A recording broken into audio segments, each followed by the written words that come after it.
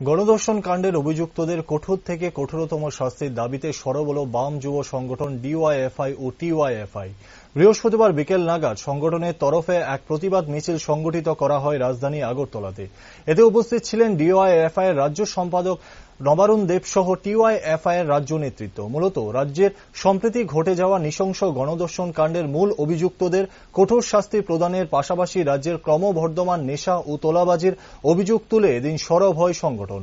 অতি সত্বর এই সমস্ত অসামাজিক কার্যকলাপ বন্ধে প্রশাসনের তৎপর ভূমিকা দাবি করা হয় সংগঠনের তরফে। আমরা মূলত তিনটা বিষয় আমরা ইস্যুকে সামনে রেখে রাজ্যের ডিওয়াইএফআই এবং টিওএফ আমরা আজকের এই প্রতিবাদ মিছিলে রাস্তায় নামছি।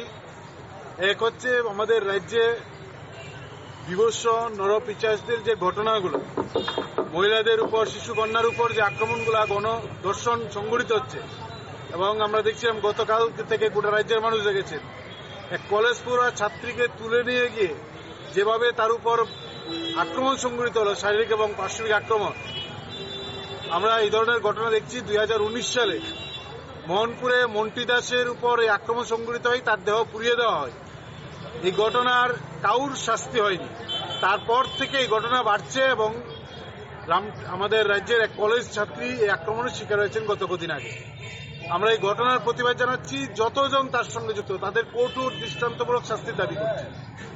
2 নম্বর বিষয় হচ্ছেন যে রাজ্যের সন্ত্রাস প্রতিদিন বৃদ্ধি পাচ্ছে, তার সঙ্গে তুলাবাজি ব্যাপক আকার ধারণ করছে এবং নেশা বাণিজ্য এবং এই নেশা গোটা রাজ্যকে ধ্বংসের কিনারায় নিয়ে যাচ্ছে। আমরা এই সন্ত্রাস, তুলাবাজি আর নেশার যে রমরমা গোটা রাজ্যে গত কয়েক বছরে যে সাম্রাজ্য বিস্তার করেছে, তাতে আমাদের রাজ্যের বিশেষ করে নতুন প্রজন্ম, যুবক যুবতী শেষ হয়ে যাচ্ছে। রাজ্যকে এর হাত থেকে বাঁচানোর জন্য রাজ্য সরকারের কাছে দাবি করছি এবং তার পাশাপাশি যুবকদের হাতে কাজ চাই। রাজ্যে টুয়েলভ রেগার তার মজুরি বৃদ্ধি করা, তার শ্রমদিবস বৃদ্ধি করা, আমরা দেখছি গত 5 বছর ধরে তা আটকে আছে। আমরা এর মধ্যে লক্ষ্য করলাম যারা জিআরএস এ চাকরি করেন তাদের বেতন দিচ্ছেন না, ফলে সেখানে কাজ হওয়ার সুযোগ কমছে। আমরা এই বিষয়গুলোকে সামনে রেখে একদিকে হচ্ছেন মহিলা, শিশু, নারীদের উপর যে ক্রমবর্ধমান হিংসাত্মক আক্রমণ,